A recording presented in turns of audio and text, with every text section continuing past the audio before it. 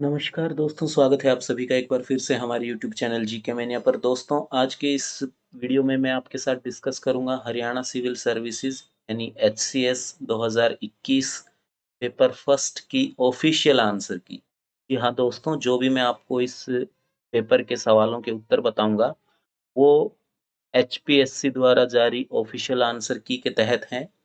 तो आप अपने आंसर्स मैच कर सकते हैं। यह एग्ज़ाम सितंबर महीने में हुआ था, सितंबर 2021 में। और यह पेपर फर्स्ट है।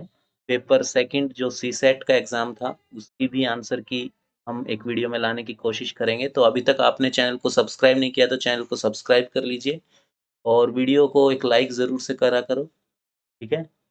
चलो मैं आपको आंसर्स बता देता हूँ। Haryana civil services exam official answer key के तहत पेपर फर्स्ट के आंसर्स।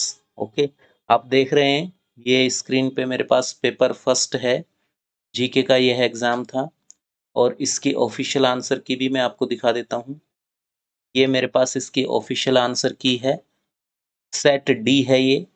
सभी सेट में सवाल सेम थे, एक जैसे ही सवाल थे सभी सेट में। 4 सेट थे ए बी सी डी।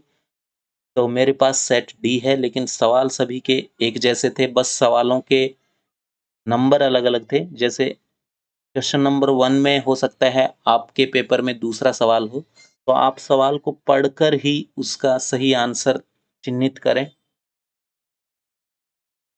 तो देखिए, पहला सवाल था, निम्नलिखित में से किस जांच के लिए नाक व गले का सैंपल नहीं चाहिए और यह जांच भारतीय मेडिकल अनुसंधान परिषद से मान्यता प्राप्त है? तो इस सवाल का जो सही जवाब था वह था option B, rapid antibodies test. Okay, तो आप अपने प्रश्न पत्र में मैच कर लीजिएगा रैपिड एंटीबॉडीज टेस्ट को। ये इसका सही जवाब था, ऑप्शन बी। चलिए देखते हैं अगला सवाल। 2020 के नोबेल प्राइज विनर्स को उनके क्षेत्रों से सुमेलित करना था। तो इस सवाल का जो सही जवाब था वह था ऑप्शन नंबर ए, यानी कि फर्स्ट का मैच डी से होगा, सेकंड का बी से, थर्ड का सी से और फोर्थ का ए से। रॉबर्ट बी विल्सन को साहित्य में नोबेल प्राइज 2020 दिया गया है। रोजर पेनरोज को भौतिकी में, जेनिफर डा जेनिफर डोगना को रसायन विज्ञान में और लुइस लुक को आर्थिक विज्ञान में नोबेल प्राइज 2020 दिया गया है। चलिए देखते हैं अगला सवाल।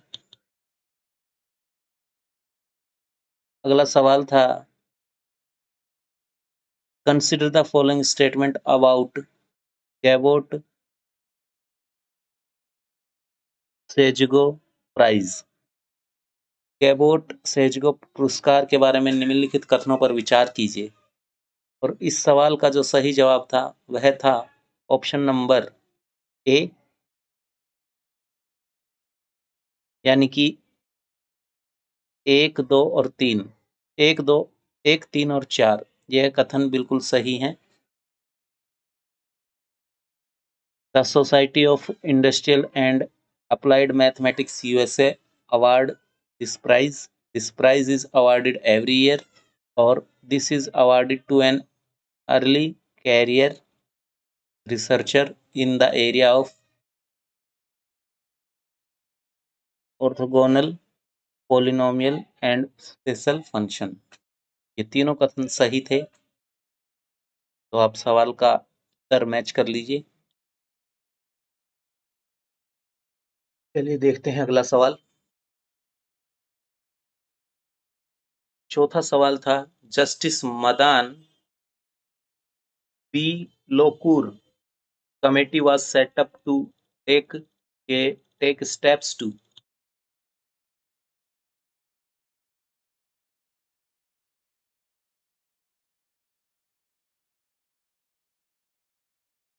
एक मिनट रुकिए।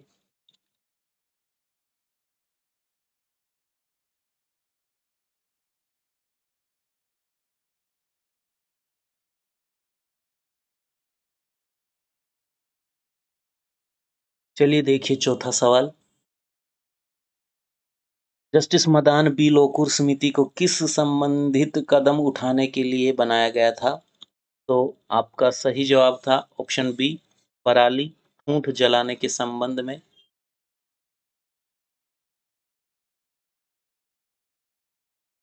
अगला सवाल देखिए। GST was introduced as part of indirect tax reforms in India. Which of the following are silent features of GST? तो इस सवाल का सही जवाब था ऑप्शन नंबर सी, यानी कि 2, 3 और 4 कथन सही हैं। GST is applied on manufacture of goods or on sale of goods or on provision of services. GST is applied on supply of goods and services. GST is based on, यह second statement गलत था, second statement सही था, third statement सही था और fourth statement सही था। पहला स्टेटमेंट गलत था। ठीक है, तो आप मैच कर लीजिएगा। छठा सवाल देखिए। भारत सरकार ने अपने बजट में प्रधानमंत्री कुसुम योजना घोषित की थी। प्रधानमंत्री कुसुम योजना में निम्नलिखित में से किसका ध्यान रखा गया? तो छठे सवाल का जो सही आंसर था ऑफिशियल आंसर की के तहत, वह था ऑप्शन ए। ऑप्शन ए, किसानों को डीजल और केरोसिन पर निर्भरता समाप्त करके पंप सेटों को सौर ऊर्जा से जोड़ना। ठीक है,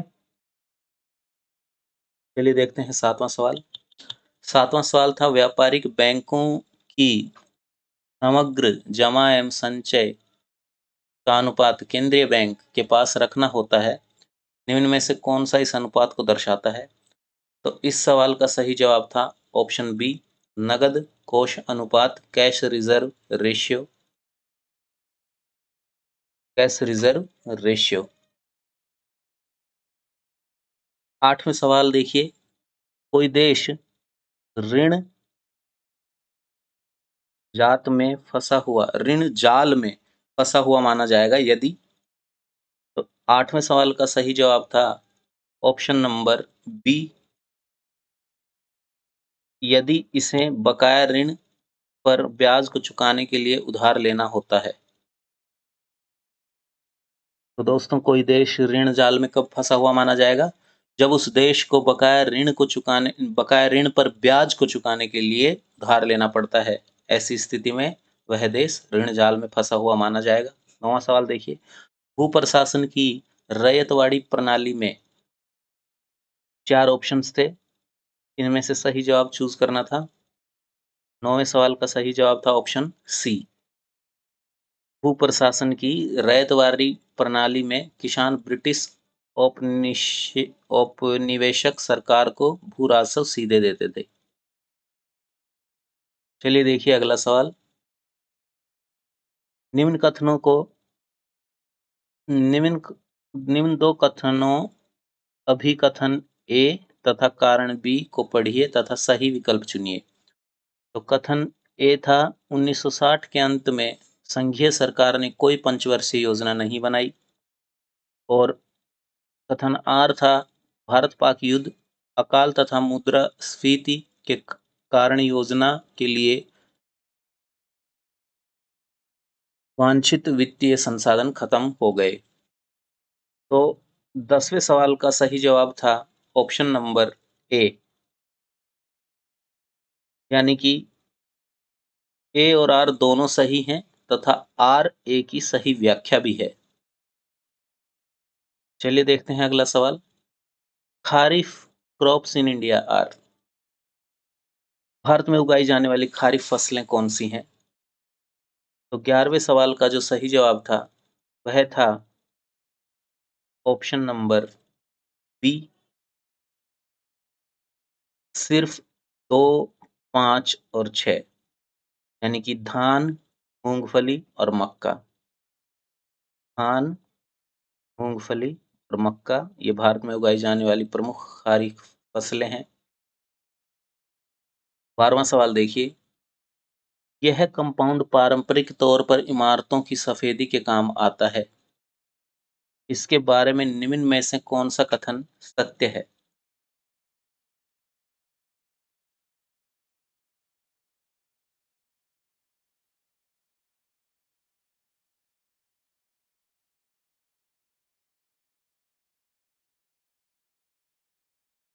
तो देखिए दोस्तों, सवाल नंबर 12 का सही जवाब था ऑप्शन नंबर सी,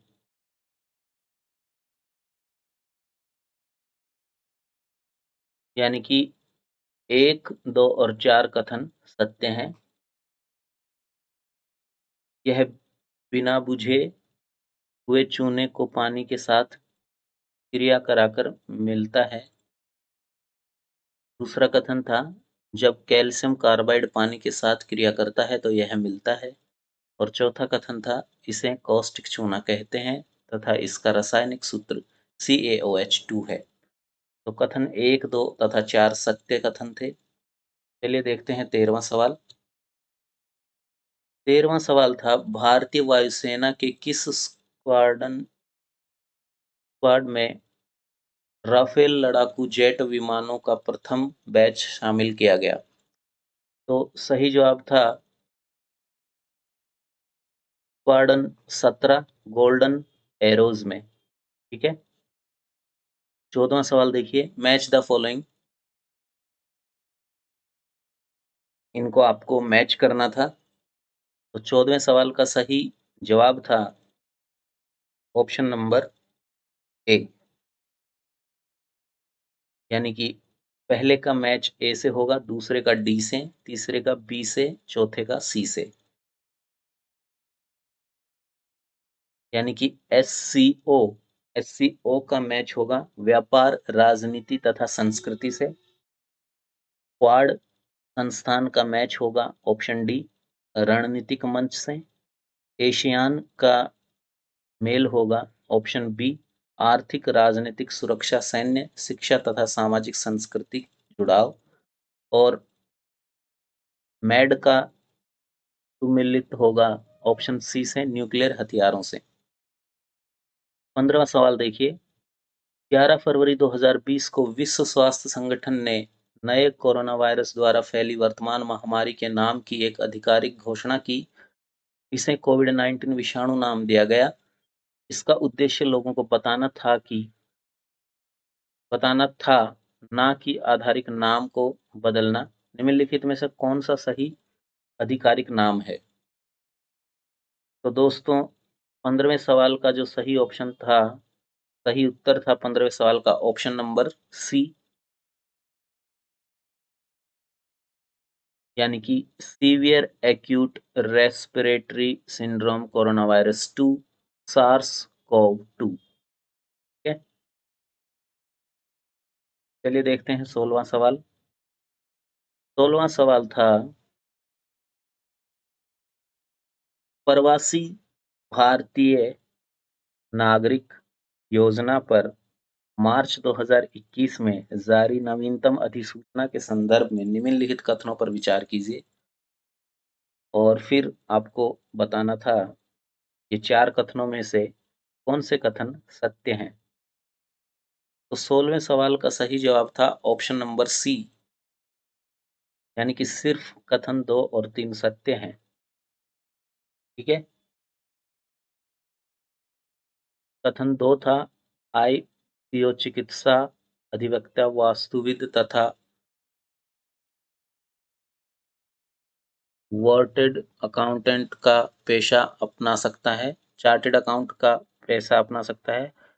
आईओसी को उन क्षेत्रों में जाने के लिए विशेष अनुमति चाहिए जिन्हें केंद्र सरकार या सक्षम अधिकारी द्वारा संरक्षित या निबंधित या प्रतिबंधित क्षेत्र घोषित किया गया है। 17वां सवाल देखिए। 17वें सवाल में पूछा था, सूचना प्रौद्योगिकी guideline for intermediaries and digital media ethics code नियमों 2021 के संदर्भ में निम्नलिखित कथनों पर विचार कीजिए।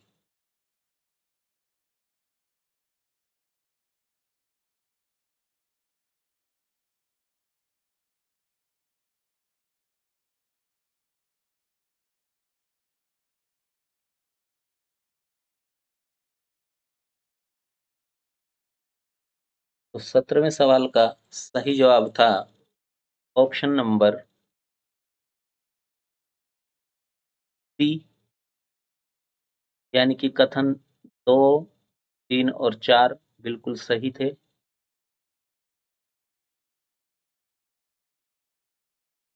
देखिए 18वां सवाल। 18वां सवाल था, निम्न कथनों पर विचार कीजिए। भारत की इच्छा है कि चाबहार बंदरगाह को 13 देशों के अंतर्राष्ट्रीय उत्तर-दक्षिण कॉरिडोर, जो कि भारत से रूस तक विस्तृत है, में शामिल किया जाए। निम्न देशों में से कौन से आईएनएसटीसी के सदस्य हैं? तो 18वें सवाल का जो सही जवाब था, वह था ऑप्शन ए, यानी कि ईरान।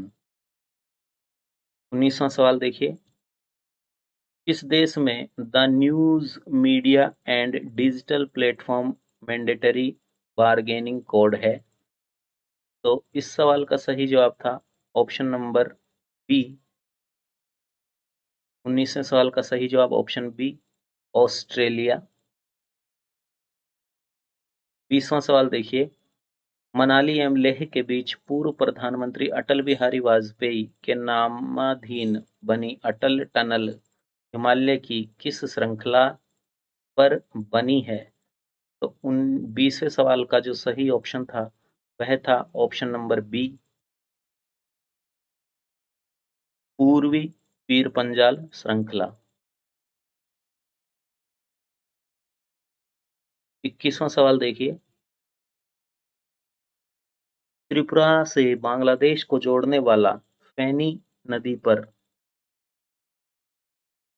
1.9 किलोमीटर लंबा मैत्री सेतु बनाया गया है। सही कथन का चयन कीजिए। तो 21वें सवाल का जो सही जवाब था, वह था ऑप्शन नंबर ए। यह पुल त्रिपुरा में सबरूम और बांग्लादेश में रामगढ़ के बीच बना है। 22वां सवाल देखिए, बजरंग पूनिया ने निम्नलिखित में से किसे जीतकर मार्च 2021 में 65 किलोग्राम वर्ग में विश्व की नंबर 1 रैंकिंग पुनः हासिल की?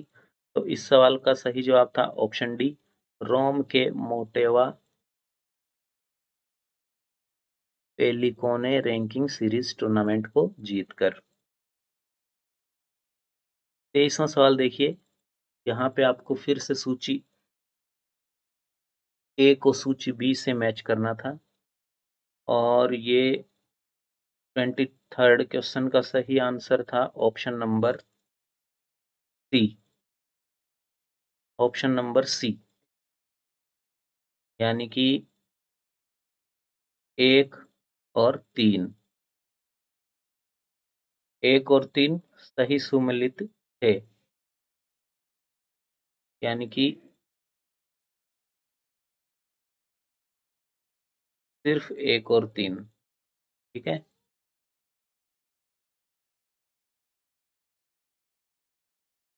24वां सवाल देखिए, देपसांग मैदानों के संदर्भ में निम्नलिखित कथनों पर विचार कीजिए। ये उपजाऊ जलोढ़ मिट्टी से बने हैं। ये मैदान उच्च तुंगता वाले क्षेत्रों में पाए जाते हैं। ये सघन शंकुधारी वनों से ढके हैं। तो इन कथनों में से कौन सा कथन सही था?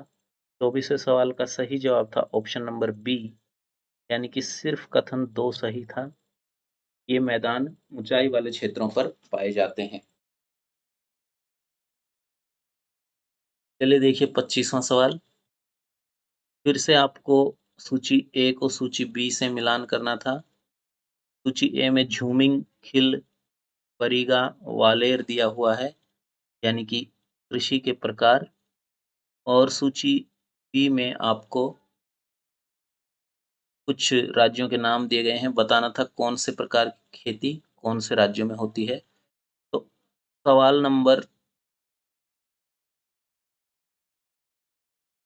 25 का सही उत्तर था ऑप्शन नंबर बी, यानी कि पहले का मिलान सी से होगा, दूसरे का डी से, तीसरे का ए से और 4 का बी से, यानी कि झूमिंग का मिलान था नॉर्थ ईस्ट रीजन से, उत्तरी पूर्वी क्षेत्र से। खिल का मिलान था हिमालयन पट्टी से। परिगा का मिलान करना था ओडिशा से, और ग्वालेर का मिलान करना था दक्षिणी पूर्वी राजस्थान से। चलिए देखते हैं अगला सवाल।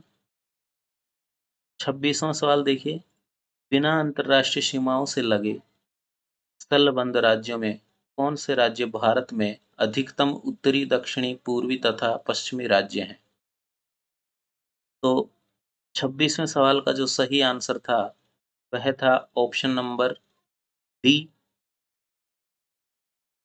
यानी कि हरियाणा, तेलंगाना, झारखंड तथा मध्य प्रदेश।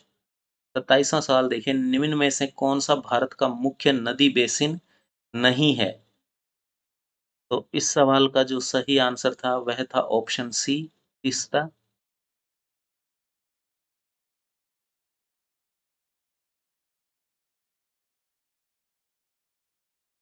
चलिए देखते हैं 28वां सवाल।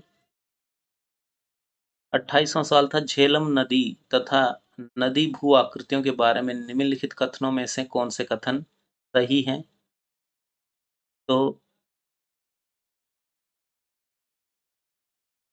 28वें सवाल का जो सही आंसर था वह था ऑप्शन डी, यानी कि मियंडर मेंढर एक संरचना है जो नदी की प्रौढ़वस्था अवस्था में बनती है। ठीक है?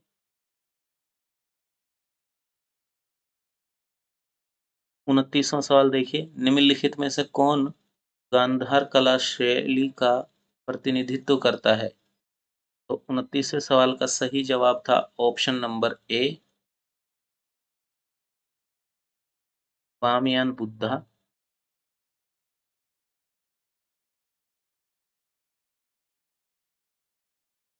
30वें सवाल में आपको फिर से दो सूची को मैच करना था।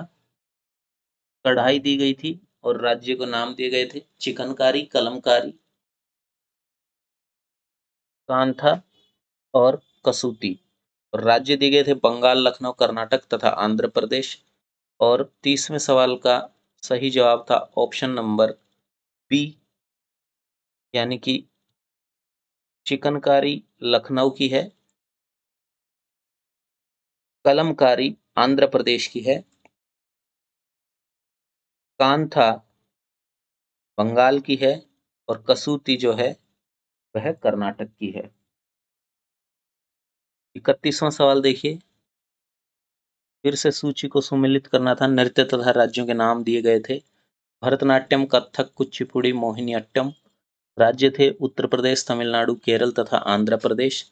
और इस सवाल का जो सही आंसर था वह था ऑप्शन नंबर सी, यानी कि ए का मिलान 2 से होगा, बी का 1 से, सी का 4 से तथा डी का 3 से।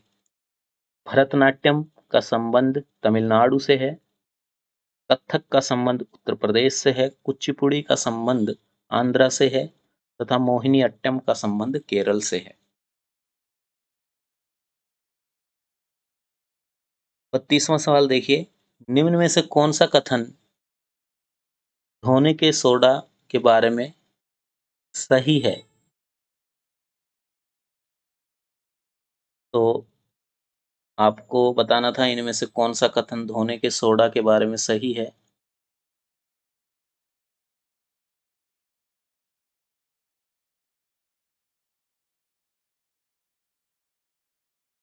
32वां सवाल जो था इसका सही जवाब था ऑप्शन बी, केवल कथन 2 और 4 सत्य था। यानी कि इसका रासायनिक नाम सोडियम कार्बोनेट है तथा इसके जलीय विलय का पीएच मान 7 से अधिक है। और ऑप्शन 4, यह पानी की स्थायी कठोरता को हटाने में काम करता है। ठीक है। 33वां सवाल देखिए,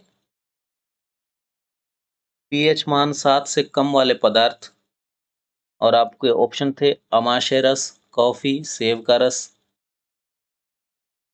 कार की बैटरी का तरल।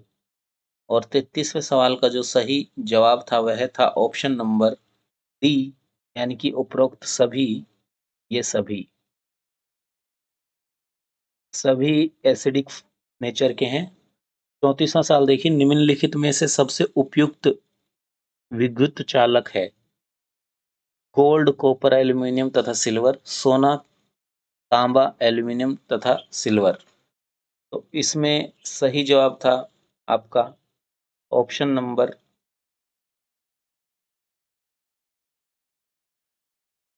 डी, यानी कि सिल्वर।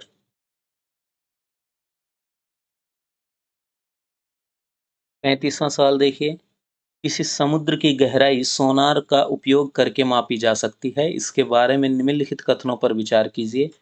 4 कथन थे, सॉरी 3 कथन थे। तीनों कथनों में से जो सत्य कथन थे वो थे सिर्फ 1 और कथन 3। ठीक है। 36वां सवाल देखिए, बीमारियां दी गई थी और वो किस वजह से होती हैं वो दिया गया था, आपको मैच करना था। और बीमारियों के नाम थे टाइफाइड फीवर, कोलेरा, ट्यूबरक्लोसिस तथा चिकन पॉक्स। और 36वें सवाल का सही जवाब था ऑप्शन नंबर बी, यानी कि टाइफाइड का मिलान होगा high fever, stomach pain, skin rashes से। कोलेरा का मिलान होगा चावल, जलवत, मल, जी मचलना तथा उल्टी से। और ट्यूबरक्लोसिस टीबी का मिलान होगा ऑप्शन ए से खांसी का लगातार बने रहना, हल्का बुखार तथा वजन घटना।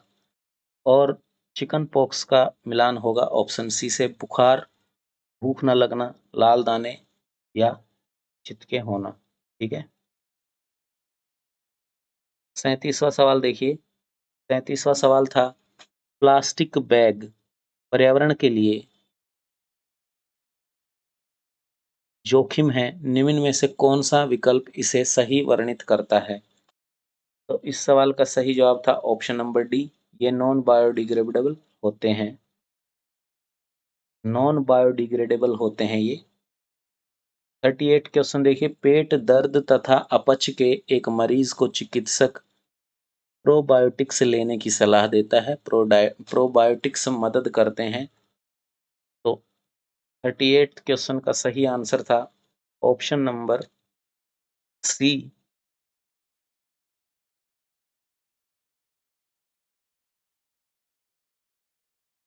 यानी कि पाचन क्रिया को स्वास्थ्यवर्धक करने के लिए, अच्छे जीवाणुओं की संख्या बढ़ाने में। ठीक है। 39th क्वेश्चन देखिए, 39th क्वेश्चन था, चिकित्सक कोविड-19 मरीजों को रियल टाइम पीसीआर टेस्ट करने की सिफारिश करते हैं। यह नैदानिक परीक्षण पता लगाता है। तो इस सवाल का सही जवाब था ऑप्शन सी, वायरस के आरएनए का। 40वां सवाल देखिए, नुब्रा घाटी बागानों, बैक्टीरियन ऊंटों तथा मठों के लिए प्रसिद्ध है। ये दो पर्वत श्रृंखलाओं के मध्य स्थित है, जो कि हैं, तो नुब्रा घाटी जो है वह जिन पर्वत श्रृंखलाओं के मध्य स्थित है उनका नाम है कराकोरम तथा लद्दाख। अगला सवाल देखिए,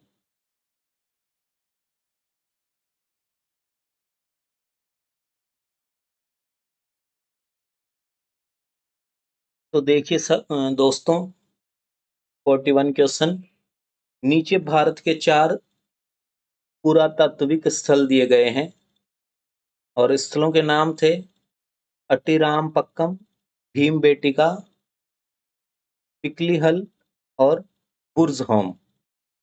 तो आपको बताना था निम्नलिखित में से कौन से निम्नलिखित में से कौन उत्तर से दक्षिण तक उनके स्थानों का सही क्रम प्रस्तुत करता है। तो ऑप्शन जो सही था वह था ऑप्शन डी, यानी कि एस, क्यू, आर तथा पी। सबसे पहले उत्तर में आएगा बुर्ज होम, कश्मीर में। फिर आएगा भीमबेटिका। फिर आएगा पिकली हल। और लास्ट में आएगा पट्टीराम पक्कम। ठीक है। 42वां सवाल देखिए, निम्नलिखित में से कौन सा शब्द 18वीं शताब्दी में कृषि व्यवस्था के साथ संबंधित था, जिसका अर्थ एक ऐसे अनुबंध से था जिसमें राजस्व संग्रहण का अधिकार अधिकतम बोलीदाता को दिया जाता था। आपके विकल्प थे पट्टा, कौल, ताशिकी और इजारा। तो इस सवाल का जो सही जवाब था वह था ऑप्शन नंबर डी, इजारा सिस्टम। अगला सवाल देखिए, मुगल प्रशासन के संदर्भ में निम्नलिखित में से कौन सा विकल्प मनसबदारी प्रथा की विशेषताओं से संबंधित है? तो इस सवाल का सही जवाब था ऑप्शन नंबर ए, जात तथा सवार। ठीक है। अगला सवाल देखिए, औपनिवेशिक भारत में औपनिवेशिक भारत के भूमि राजस्व बंदोबस्त के संदर्भ में निम्नलिखित में से कौन सा कथन सही नहीं है? तो 44th जो सवाल था, इसका सही जवाब था ऑप्शन नंबर ए, 1790 में लॉर्ड वेलेज़ली ने बंगाल प्रांत में स्थायी बंदोबस्त लागू किया। यह सही नहीं था, ये कथन सही नहीं था। और जो कथन सही नहीं है वही पूछा गया था, तो यही इसका सही जवाब था ऑप्शन ए। 45वां सवाल देखिए, मध्यकालीन भारतीय इतिहास के संदर्भ में पेत्रा ड्यूरा किस से संबंधित है? तो इस सवाल का सही जवाब था विकल्प बी, संगमरमर या बलुआ पत्थर में नक्काशी किए गए, खुदाई में रखे गए रंगीन सख्त पत्थर सुंदर अलंकृत पैटर्न बनाते हैं।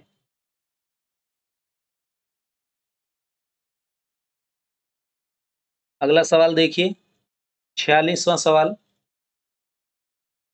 संविधान के बुनियादी ढांचे से संबंधित निम्न मामलों को काल क्रमबद्ध कीजिए। तो 46वें सवाल का जो सही जवाब था वह था ऑप्शन नंबर बी, यानी कि 2, 4, 3 तथा 1।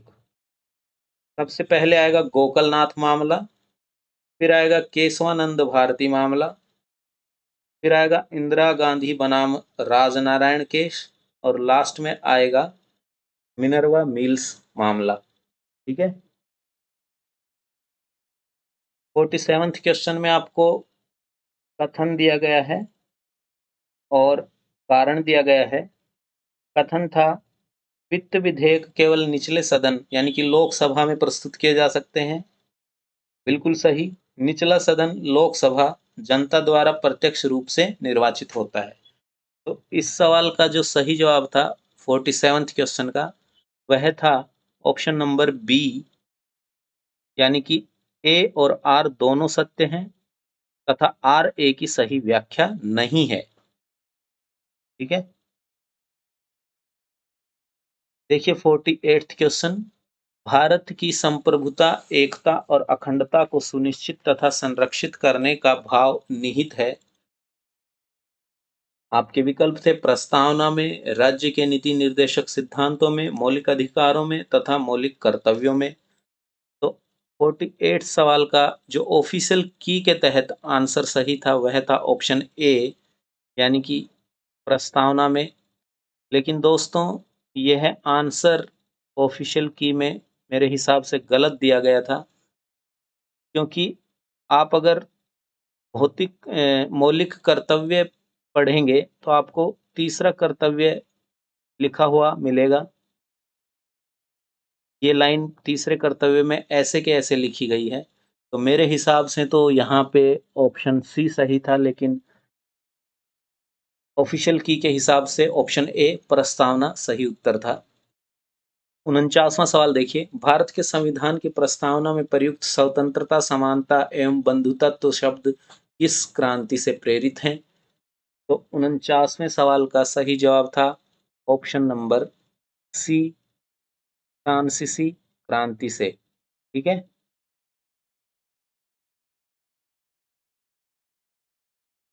50वां सवाल देखिए, भारत के संविधान में प्रदत्त हमारे देश का नाम क्या है?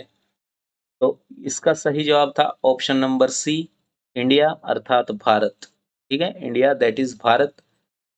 51वां सवाल देखिए, भारत के संविधान में अंतर्राष्ट्रीय शांति एवं सुरक्षा के एक मिनट रुकिए, मैं फिर से सवाल पढ़ रहा हूं।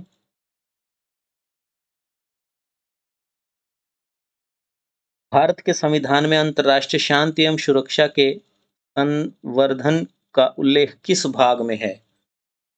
तो 51वें सवाल का सही ऑप्शन जो था ऑफिशियल आंसर की के अनुसार वह था ऑप्शन नंबर बी, यानी कि राज्य के नीति निर्देशक तत्व, डीपीएसपीज। ओके। 52वां सवाल देखिए, किस अनुच्छेद के तहत भारत का कोई भी नागरिक अपने मौलिक अधिकारों के उल्लंघन हेतु सीधे सर्वोच्च न्यायालय में जा सकता है? तो इस सवाल का सही जवाब था ऑप्शन नंबर ए, यानी कि अनुच्छेद 32 के तहत।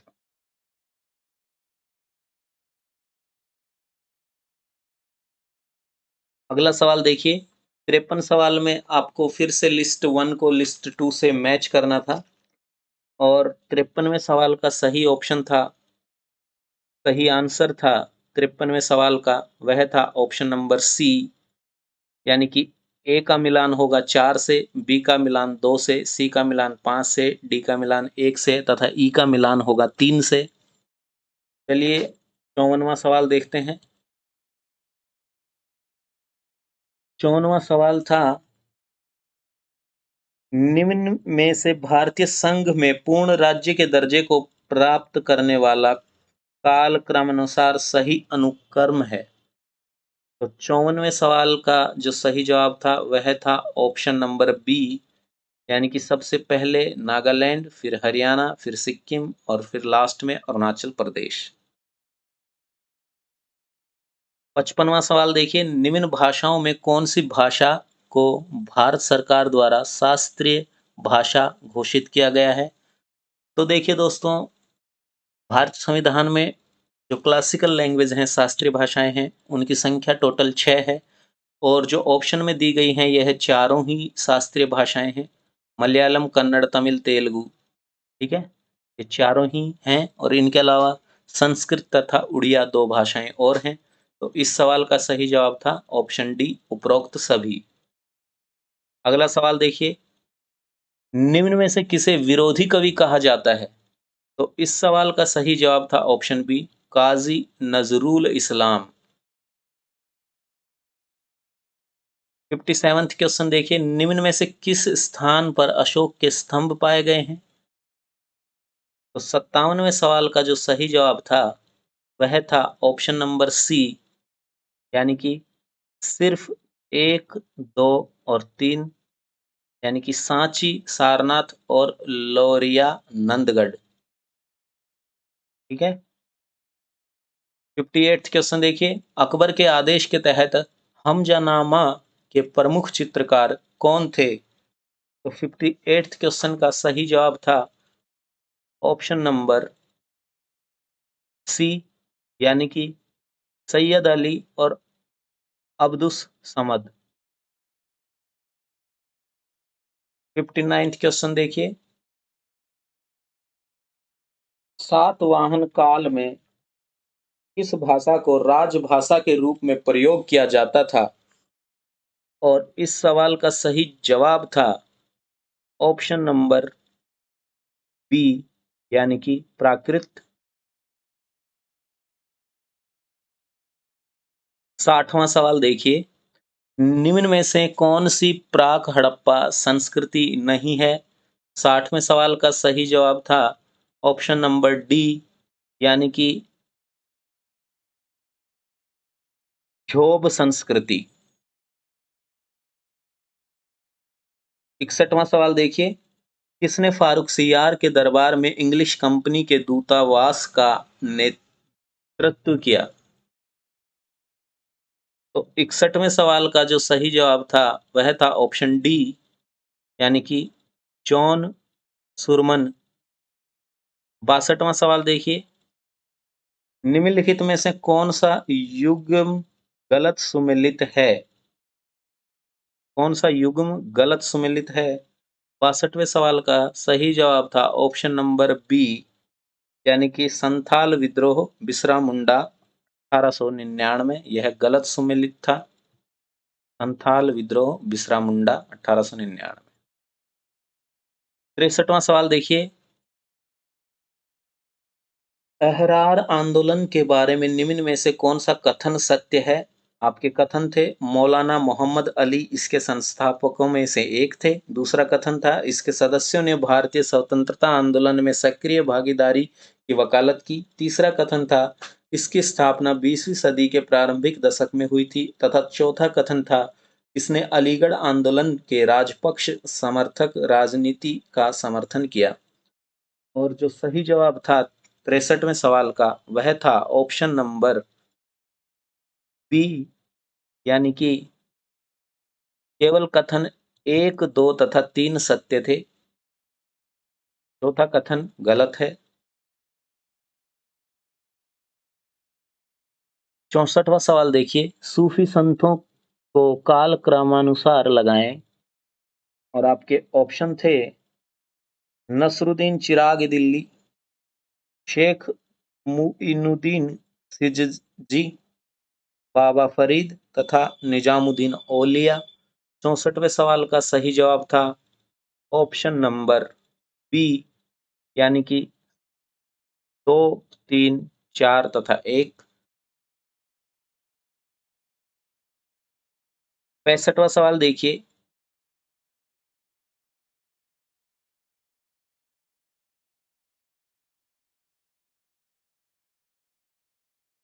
1931 में तिप्पेरा त्रिपुरा के जिला मजिस्ट्रेट स्टीवंस की हत्या किसने की? तो इस सवाल का सही जवाब था ऑप्शन सी, सती और सुनीति चौधरी ने। ठीक है, संती और सुनीति चौधरी ने। 66वां सवाल देखिए, गजनवी आक्रमण के समय आधुनिक हरियाणा के क्षेत्र में किस वंश का राज था? इस सवाल का सही जवाब था ऑप्शन ए, तोमर राजपूत वंश का राज था उस समय। 67th क्वेश्चन देखिए, भक्ति संत नामदेव के बारे में कौन से कथन सत्य हैं? ये 4 कथन थे, बताना था सत्य कथन कौन से हैं। कथन क्या थे मैं आपको पढ़ के बता देता हूँ। वे पंढरपुर के विट्ठल को पूजते थे, वे गुजरात से थे, वे दर्जी के पुत्र थे, या फिर उन्होंने कई अभंग लिखे हैं।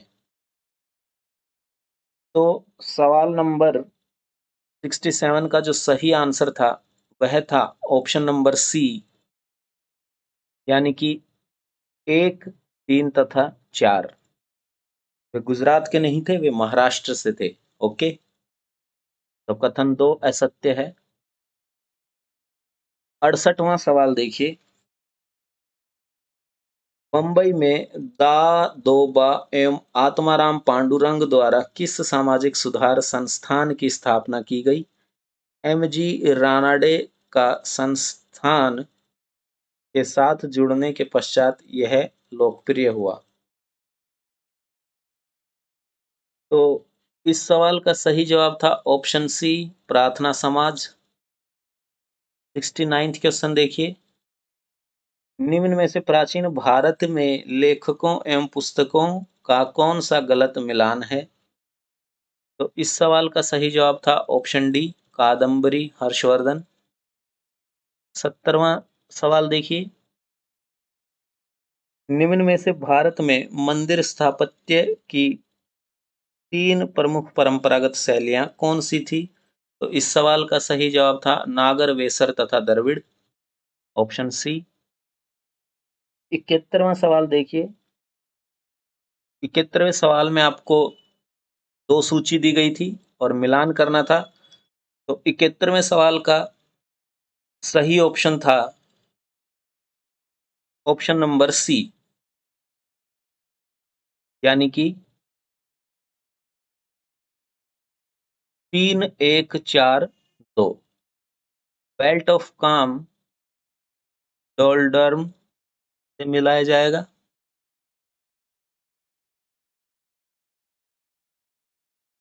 डिफ्लेक्टिंग फोर्स कोरियोलिस फोर्स से मिलाया जाएगा। रोरिंग फोर्टिस वेस्टर्लीज से मिलाया जाएगा तथा हर मार्टन का मिलान डॉक्टर विंड से होगा। चलिए देखते हैं अगला सवाल। 72वें सवाल में फिर से आपको मिलान करना था। सूची 1 में दिए गए हैं नीलगिरी, सतपुड़ा, अरावली तथा हिमालय। सूची 2 में दिए गए थे सागर माथा, आबू पर्वत, धूपगढ़ तथा डोडा बेटा। तो इस प्रकार 72वें सवाल का जो सही मिलान था वह था ऑप्शन नंबर सी, यानी कि 4, 3, 2 तथा 1। नीलगिरी का मिलान होगा डोडा बेटा से। सतपुड़ा का मिलान होगा धूपगढ़ से। अरावली का मिलान होगा आबू रोड से, आबू पर्वत से सॉरी।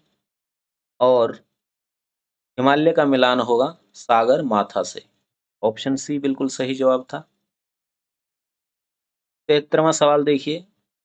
श्रीहरिकोटा, जहां पर कि सतीश धवन स्पेस सेंटर अवस्थित है, किस झील के करीब स्थित है? तो उस झील का नाम है पुलिकट झील। अगला सवाल देखिए।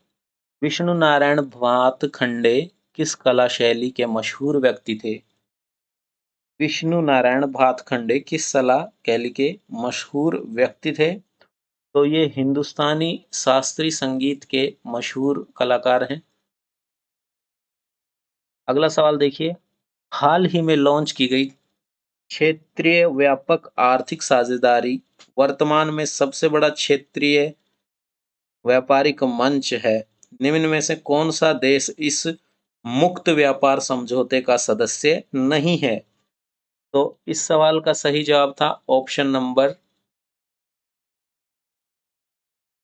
डी, यानी कि बांग्लादेश। अगला सवाल देखिए, 76वां सवाल। निम्न में से कौन से युग्म का सही मिलान है? और आपके जो सही ऑप्शन था इस सवाल का सही उत्तर था वह था ऑप्शन नंबर ए, यानी कि सिर्फ 2, 4 तथा 5 ये सही मिलान में थे, बाकी गलत मिलान था। 77वां सवाल देखिए। प्राचीन काल में हरियाणा क्षेत्र किस नाम से जाना जाता था? तो 77वें सवाल का जो सही जवाब था वह था ऑप्शन नंबर डी, यानी कि उपरोक्त सभी। हरियाणा के प्राचीन नाम थे ब्रह्मव्रत, आर्यव्रत तथा ब्रह्मोपदेश। ठीक है। 78वां सवाल देखिए। बालू के नाम से प्रख्यात बलराम जाट को नायब बख्शी और राव की उपाधि किसने प्रदान की थी? तो दोस्तों इस सवाल का सही जवाब था option C, Mohammad Shah. 79th question देखिए। निम्न कथनों पर ध्यान दीजिए। 3 कथन थे, पूछा गया था उपरोक्त में से कौन सा कथन सही है? तो 79th क्वेश्चन का जो सही जवाब था वह था ऑप्शन डी, उपरोक्त सभी कथन सत्य हैं, सही हैं। 80 सवाल देखिए। मार्च 2021 में एनगोजी ओकोंजो इविएला निम्न में से किसकी डायरेक्टर जनरल बनी है? तो ये डब्ल्यूटीओ वर्ल्ड ट्रेड ऑर्गेनाइजेशन यानी विश्व व्यापार संगठन की डायरेक्टर जनरल बनी थी। ऑप्शन डी बिल्कुल सही है। 81 सवाल देखिए, निम्न में से कौन सा गलत मिलान है? तो जो गलत मिलान था वह था जूम OTT स्ट्रीमिंग प्लेटफॉर्म। अगला सवाल देखिए, उत्तर पूर्व भारत में सबसे बड़ी मीठे पानी की झील किस राज्य में स्थित है? तो वह है लोकटक झील, जो कि मणिपुर राज्य में स्थित है। ऑप्शन ए सही था। 83वां सवाल देखिए, फरवरी 2021 में मंगल ग्रह पर नासा का कौन सा रोवर उतरा था? तो उस रोवर का नाम था परसिवरेंस। ऑप्शन ए बिल्कुल सही है। 84वां सवाल देखिए, महात्मा गांधी को सिर्फ एक बार भारतीय राष्ट्रीय कांग्रेस का अध्यक्ष चुना गया था, निम्न में से किस अधिवेशन में यह घटित हुआ? तो उस अधिवेशन का नाम था बेलगांव अधिवेशन 1924। 85वां सवाल देखिए, 85 सवाल में आपको मिलान करना था और जो सही मिलान था वह था ऑप्शन डी, यानी कि लक्ष्मी स्वामीनाथन का मिलान था INA की महिला ब्रिगेड का नेतृत्व किया। मैडम कामा का मिलान हुआ राष्ट्रीय ध्वज को विदेशी धरती पर सर्वप्रथम फहराया। अरुणा असफ अली का मिलान होगा 1942 में गोबालिया टैंक मैदान पर झंडारोहण किया, तथा बीना दास का मिलान होगा गवर्नर जैक्सन की हत्या करने का प्रयास किया।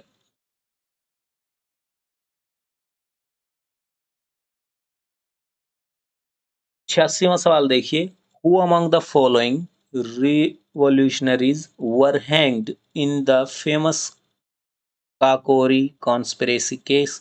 निम्न क्रांतिकारियों में से किन को प्रसिद्ध काकोरी षड्यंत्र केस में फांसी की सजा दी गई? आपके ऑप्शन थे राम प्रसाद बिस्मिल, राजेंद्र लाहरी, अस्ताफ अशफाकुल्ला खान, भगत सिंह, ठाकुर रोशन सिंह तथा चंद्रशेखर आजाद। और 86 सवाल का जो सही जवाब था वह था ऑप्शन नंबर बी, यानी कि सिर्फ 1, 2, 3 तथा 5, यानी कि राम प्रसाद बिस्मिल, राजेंद्र लाहिरी, अशफाकुल्ला खान तथा चंद्रशेखर आजाद, सॉरी ठाकुर रोशन सिंह। 5, चंद्रशेखर आजाद ने तो खुद की हत्या खुद ही की थी, तो वो तो होंगे नहीं। 87th क्वेश्चन देखिए, निम्न कथनों पर विचार करें। आपके कथन थे, मतदान का अधिकार कानूनी अधिकार है तथा मौलिक अधिकार नहीं है। दूसरा कथन था, संपत्ति का अधिकार मौलिक अधिकार नहीं है। तीसरा कथन था, अनुच्छेद 300A भारत के संविधान में 44वें संशोधन द्वारा समाहित किया गया।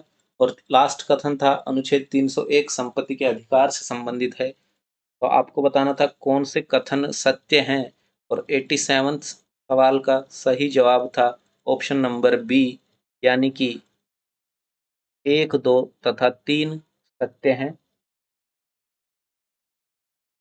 यानी कि भारतीय संविधान का उद्देश्य मतदान का अधिकार कानूनी अधिकार है तथा मौलिक अधिकार नहीं है, यह सत्य है। दूसरा कथन, संपत्ति का अधिकार मौलिक अधिकार नहीं है, यह भी सत्य है। तथा तीसरा कथन, अनुच्छेद 300A भारत के संविधान में 44वें संशोधन द्वारा समाहित किया गया, यह भी सत्य है।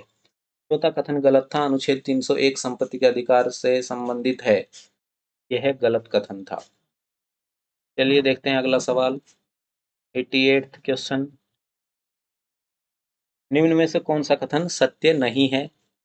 तो 4 कथन दिए गए हैं। जो कथन सत्य नहीं है वह था ऑप्शन नंबर बी, यानी कि भारतीय संविधान का उद्देश्य प्रस्ताव डॉक्टर भीमराव अंबेडकर द्वारा रखा गया, यह गलत कथन था।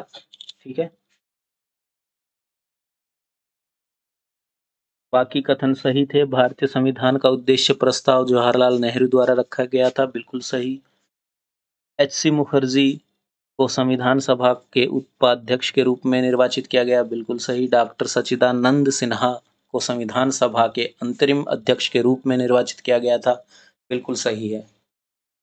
89th क्वेश्चन देखिए, निम्न में से किसका उल्लेख भारतीय संविधान के अनुच्छेद 21 में है? तो 89th क्वेश्चन का सही जवाब था ऑप्शन सी, विधि द्वारा स्थापित प्रक्रिया।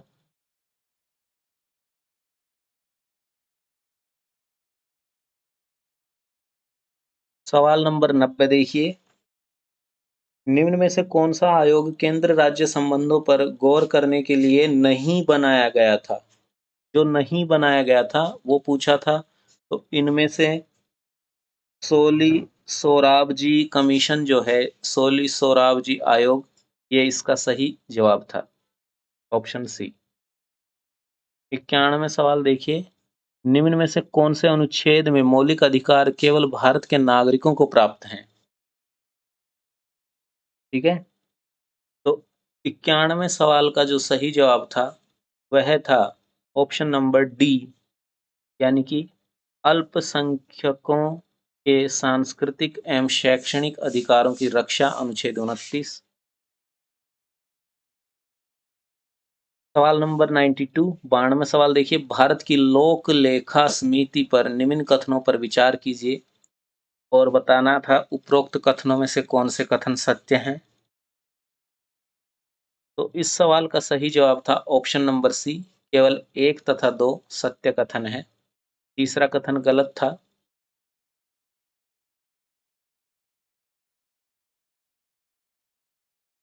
93 क्वेश्चन देखिए,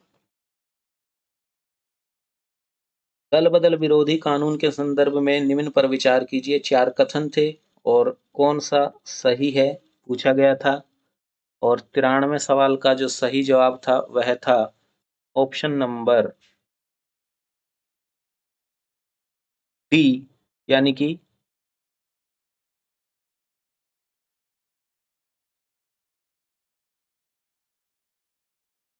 सिर्फ 2 और 4।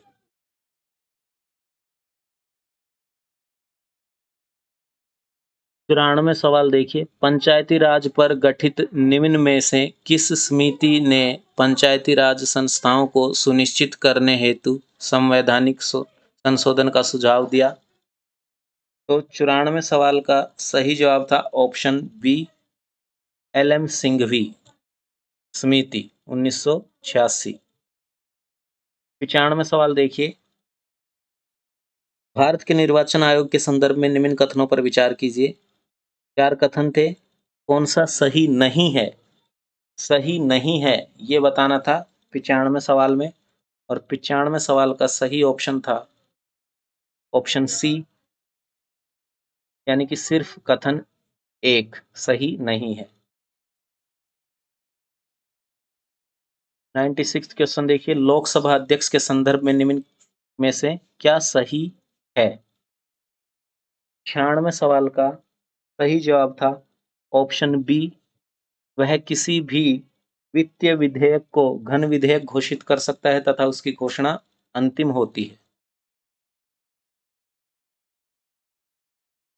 अगला सवाल देखिए, निम्न में से कौन से ऑर्गेनिक कंपाउंड के समूह का परफ्यूम बनाने में उपयोग की न्यूनतम संभावना होती है? तो इस सवाल का सही जवाब था ऑप्शन बी, कार्बोक्सिलिक एसिड।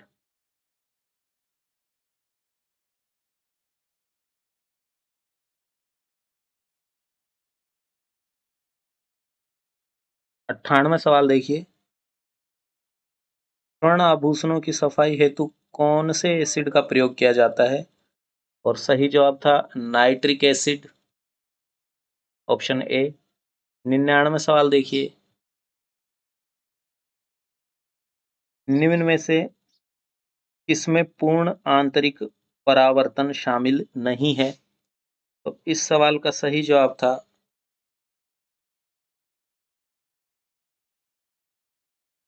देखिए, इसमें पूछा है शामिल नहीं है, तो 99वें सवाल का सही ऑप्शन था ऑप्शन नंबर बी, यानी कि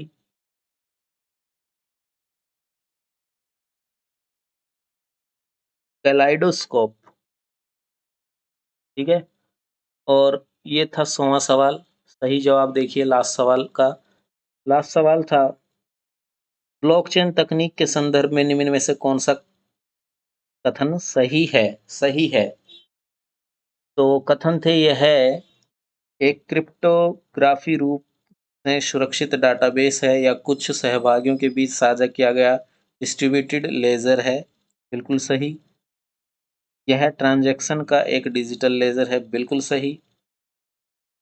तीसरा ऑप्शन था ब्लॉकचेन एक क्रिप्टो करेंसी है। यह गलत। तो विकल्प है जो सही उत्तर था वह था ऑप्शन बी। सिर्फ कथन 1 और 2 सही थे। तो दोस्तों वीडियो को एक लाइक ज़रूर करिएगा, शेयर करिएगा। बहुत मेहनत लगती है वीडियो बनाने में। और यदि आपको कोई डाउट हो तो कमेंट करके पूछिएगा, मैं आपको बताऊंगा। और यदि आपको सीसेट की भी ऑफिशियल आंसर की चाहिए तो आप मुझे कमेंट करके बताइए, मैं आपको सीसेट की भी ऑफिशियल आंसर की दे दूंगा। और इस वीडियो का लाइक एम मात्र 500 लाइक का है। प्लीज़ लाइक एम को ज़रूर पूरा करिएगा। Thank you so much. मैं मिलता हूँ आप सभी से अगले वीडियो में। Thank you.